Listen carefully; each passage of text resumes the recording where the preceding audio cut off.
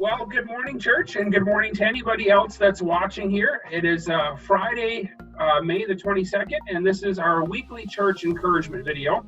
And this morning I have with me a wonderful young lady from our church community. Her name is Monica Lowe. And Monica, why don't you introduce yourself a little bit and tell us some of the various ways you're involved in the church.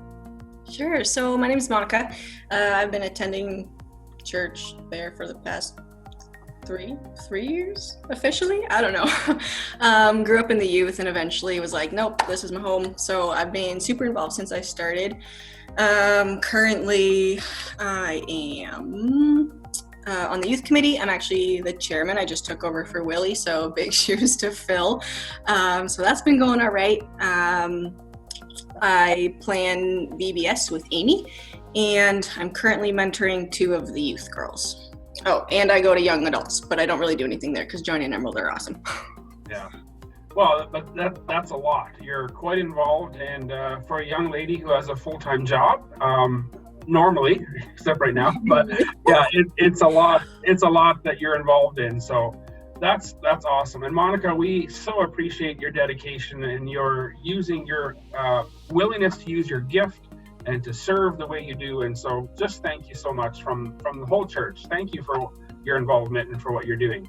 So tell us a little bit more about your involvement specifically with the youth committee, and share whatever you feel you want to share about the youth committee, how that's been going in light of all this COVID-19 stuff, and just take some time to share a little bit about what's going on with youth there. Yeah, sure. So recently my role as chairman, I've just been like running meetings and making sure we have a plan for moving forward, not necessarily just with COVID, but with all aspects. Lately it's been a little bit different because it's hard to plan a youth program when you don't really have any control or know what's going to be happening in the future, or what we can or cannot do. So we've been trying to keep in contact with the youth. We've largely been doing that over our WhatsApp group chat. So a lot of kids are actually super funny. It's strange to see them in like a texting world, which is fun rather than always just being face to face. But so we've been doing that. We recently just wrapped up our COVID Challenge Cup, which was a video challenges that we ran 2 challenges a week, and the kids would record themselves completing the challenge and then submit that. So that just wrapped up. Jared was actually our winner, so we're in the works of getting prizes put together. We've also split the kids up between the leaders just so we can check in on them kind of like once a week, see how they're doing, just to get a little bit more personal than just the big group, because for the most part, like, it's the same kind of kids interacting virtually. So we figured if we could split it up and reach out individually, that we might have a little bit more success that way. Not sure about the boys, but I know the girls have been doing some group devotionals through the YouVersion Bible app. So you can send an invite and then people can join. So we've been doing some devos through that. But yeah, it's been tough because we don't really know how to plan things. I mean, I feel like we're just as lost as everyone else is, but it's tough to reach out virtually because depending on the person, you kind of get a half-hearted response, or they dump their soul out on you over text. So it's kind of hit and miss. But a lot of the kids are still they're still wrapping up school, so they're busy getting their schoolwork done. A lot of them have jobs, so I think for the most part, a lot of them are doing okay, but I think they're definitely tired of all this social distancing. Like for example, yesterday I went to Value Mart because I needed a few things for supper, and Chloe was working, and I was like, oh my gosh, like human contact. I missed, like, it's just like, it really just reiterated how much we actually miss the kids, like being with them in person. Yeah, absolutely. Yeah. So by the sounds of it, as far as you guys have been doing as a youth committee and youth exec and helpers, you guys have been doing pretty much everything you can do during this time to try to stay connected somehow and kind of get a sense of how the youth are doing. And you shared a little bit about that. And you know, that's a common struggle. It's hard to know in general how people are doing because you don't see the body language, the facial expressions, and stuff like that. So it's, you know, you text and sometimes you call and whatever. And calling is better than texting at times because you hear the voice or whatever, right? But yeah, and overall, it's kind of hard to know how people are doing, and we all really just missed getting together in person. So So that's for sure. Mm-hmm. Very good. Do you have any words of encouragement for the youth and how they can stay encouraged during this time? Yeah, for sure. I would say reaching out to your family and friends as much as you can or need to. I would reiterate either like FaceTiming or calling is way better than texting, because you do get to see like their face, hear their voice, see facial expressions. It's just a way better way of communicating than text as a whole. Secondly, like, take care of yourselves. If you are getting outside, like getting some physical activity and eating well, sleeping enough, doing things you enjoy, if you're actually like taking care of your body, you're going to feel a lot better. Not only because these things are good for you, but I think there's a huge undershadowing of mental health that comes with all the social distancing. And I think if we are doing those things, those are like frontline ways you can combat potentially like degrading mental health. And then lastly, like, get into your Bible. This is a period of forced rest, and I think if you take the time to be still enough to listen and be active in listening, like, God can teach you a lot through this time. Yeah, absolutely. Some really good words of advice there, not just for the youth. I think that was good advice for all of us. Thanks. So thank you so much. So where are things at with the youth committee in terms of the plans? How are things looking going forward? Like you said before, it's so hard to know, and there's many unknowns, but in light of all of that, anything to announce where things are going? Well, I know, so we had a meeting last night actually to plan out a few things. So we do have a few things coming up for the youth, some fun things. I think we're really going to have a good time over the next couple weeks. I think moving forward, we're going to try to, rather than doing things sporadically throughout the week online, we're going to try to have more planned things on Fridays to make it emulate youth a little bit more in terms of just scheduling. We do have a youth update video that we're in the works of creating, so we'll be sending out just like a brief questionnaire to all the kids. They get the same questions and they'll answer them and put that in. That way you get a bit of a personal update from a few of them. But we also want to take a lot of the COVID Challenge Cup videos that the kids submitted, because some of them are so funny and the kids are actually so talented. And just to give you guys a good laugh, you can just see some of the creativity that comes out of the youth. It's the best. We had a good time with that activity. So in terms of youth camp, we were supposed to be joining with Almer EMMC as well as Mount Salem Church, and Patrick Stannett was kind of heading that, with myself being the rep from Stratfordville, but we haven't really heard any updates from him. Given Ford's latest updates and like the closing of like overnight summer camps and things like that, and just with group sizes and social distancing protocols that are currently in place, I am hesitant to say that there will be youth camp. But we will update as we can. But yeah, as far as that goes, like, we miss all the youth kids and we definitely miss our church family as a whole. So yeah, we are definitely anxious for when we can get together physically rather than virtually. Yeah. Well, that sounds good. And thank you to you and the whole youth committee and all of you for working hard and still making an effort to try to connect and to still do some planning. It's difficult. It really is, because there's so many variables and we just don't know, and we are all trying our best to make the most of it. But, you know, an interesting thing is that you feel the weight of it, right? Like, you feel, and you're a youth leader and you feel the weight of, you want to be an encouragement and you want to do planning. And I get the impression that you're a bit of a planner type person, the way I am as well. And so it just adds a weight that's hard to describe, I think. And I imagine that as a youth committee, you feel that too. So thank you so much, youth committee, for everything you're doing in that front. Yeah. Tell us a little bit about VBS. You and Amy were doing a little bit of groundwork with planning VBS. How's that looking for this year? So yeah, like you said, we have a lot of the groundwork laid out. So a lot of like the computer prep and like organizing lists and materials and things like that is all ready to go. Nothing has been purchased other than like the VBS kit. And obviously we don't know like volunteers or anything like that, but the groundwork is there in case Amy and I feel we can run an adequate program this summer. Obviously, we need to make that call within an appropriate time frame that we could actually set out volunteers and get things organized and do all like the physical organizing and setting up. But currently, again, hesitant. I think we're just gonna hold off a little bit, see how things are looking come the middle of June. If things are looking a little bit better, then potentially we can run VBS in the middle of July. If things aren't looking so good by June, I think we'll postpone and revisit the idea come the middle of July, and maybe we can postpone to August.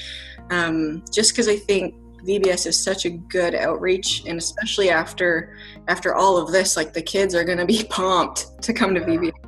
But the other thing I want to consider is like if those social distancing measures are still in place, like I'm not positive we can run a quality program with those types of restrictions in place. So no final decision yet, but a lot of factors to consider. Just waiting to see what happens.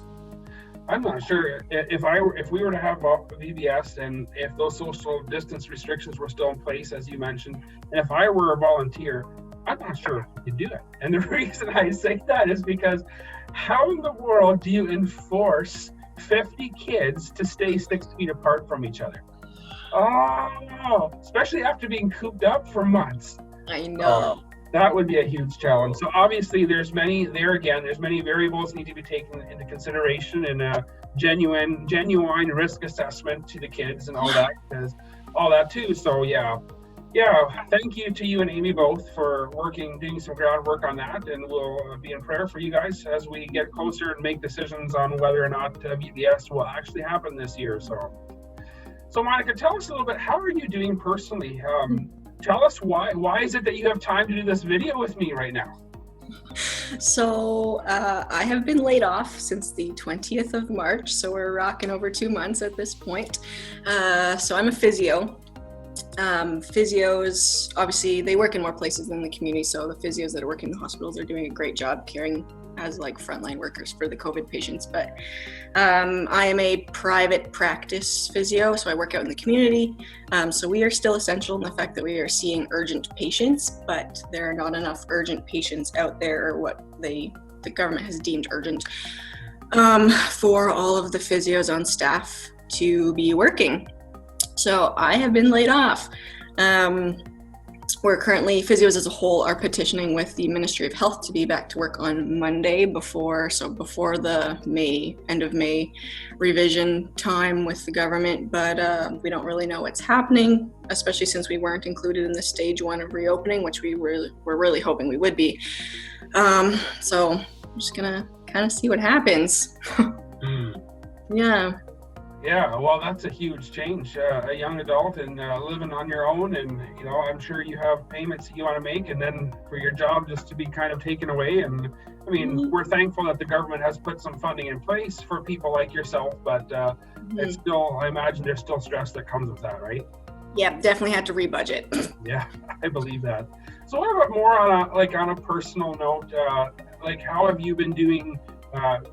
Mentally, emotionally, how has this all been affecting you, especially because you did lose your job and it has affected you significantly? So how is it affecting you emotionally and spiritually and all those things? Yeah, so I would say, like you already mentioned before, I'm a big planner. I'm a pretty busy person. Usually I play in 2 soccer leagues in the summer. I play baseball over the summer. I'm on the board for East Elgin Youth Soccer, so I do a ton in like the soccer community here in Aylmer. And all of those things are gone. So I have a lot of time on my hands. I don't really know what to do with it.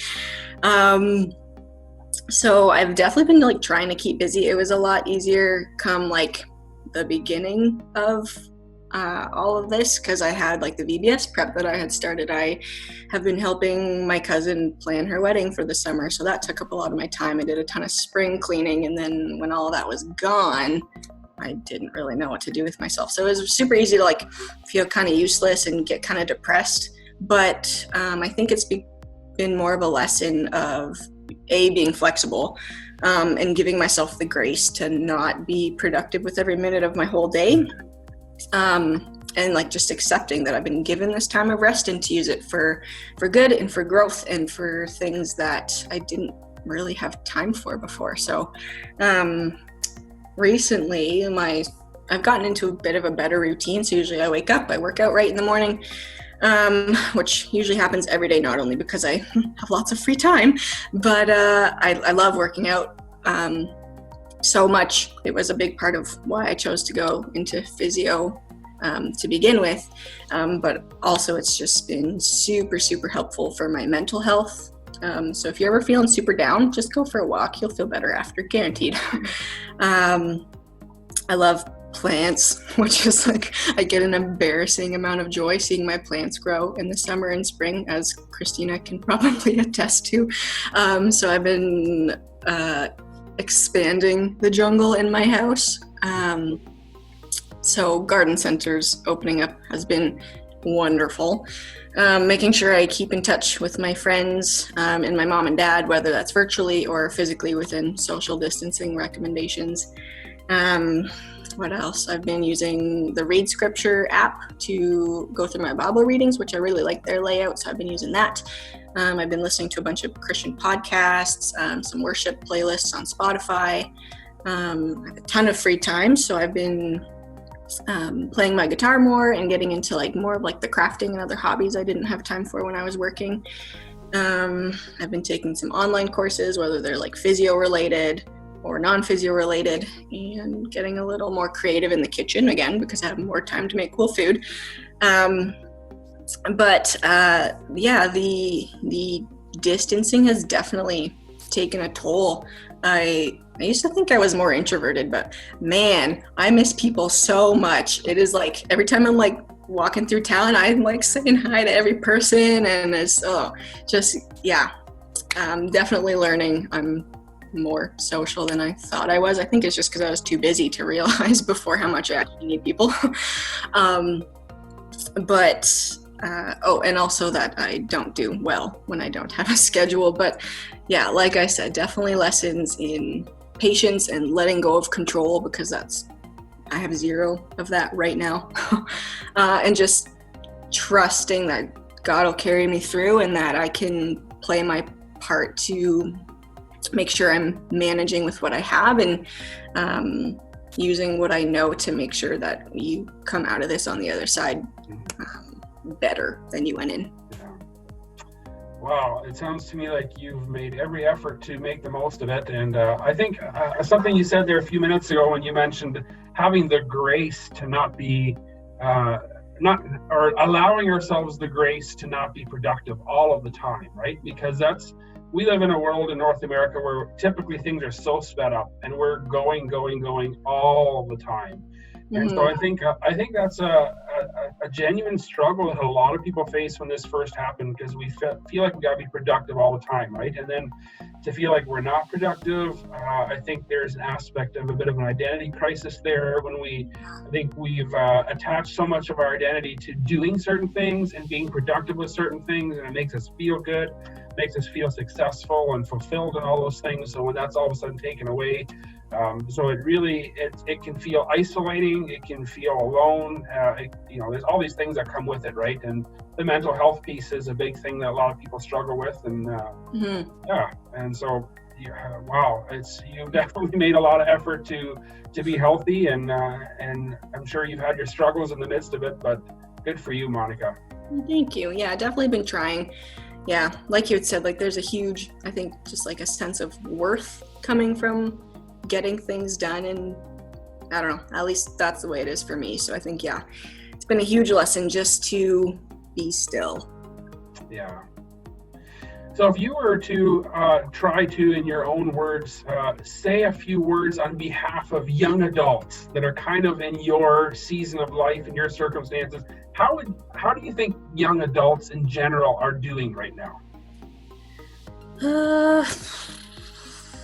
I think it's tough. I mean, depending on what season you're in, I think even just like looking at the diversity within our own young adults group, like we have young adults who are married and have kids, and I think that's hard because you're not allowed to go to parks, you're not allowed to see your friends, so you're stuck in your house with your kids all day, and that's difficult. You have people like Jesse and Sarah who didn't get married because of COVID. You get people like Joey and Eddie who didn't have the wedding they envisioned because of COVID. You get, I don't know, people who are dating who can't see their boyfriend or girlfriend as much as they want to because of this. You get people who are single who feel super lonely during COVID. But yeah, I think as a whole, it really exposes how social of creatures we are, and how, I don't know, you almost lose like an aspect of your humanity when you're so isolated. So yeah, I think it's just super cool to see how God did create us for community, and how we don't thrive when we lack that. But yeah, I think as a whole, we definitely just miss people. Yeah. Yeah, and I think you're so right. And it really is highlighting that we need people. And regardless of what our season of life is, our identity is in who God says we are. Our value and worth is in Christ, right? And so it doesn't matter whether you're single or dating or married. Our value is not in our relationship status. It's in who Christ says we are. But yet we all struggle with various aspects of exactly this, being isolated. And we recognize how much we actually need people, and we need community, right? And so, absolutely. So yeah, hey, it has been a real pleasure just having this time with you and giving the church a bit of an update, and also in general just a bit of an encouragement for everybody. And you've obviously made yourself a little bit vulnerable here with me this morning. Thank you for that, Monica. You're welcome. I really appreciate that. So blessings on you and on the youth, the ministry, the youth themselves, the young adults. So we wish you all the best, and we're praying for you guys as a church. Thank you. Hope to see you soon. Yep. Thanks, Monica. Bye. Bye.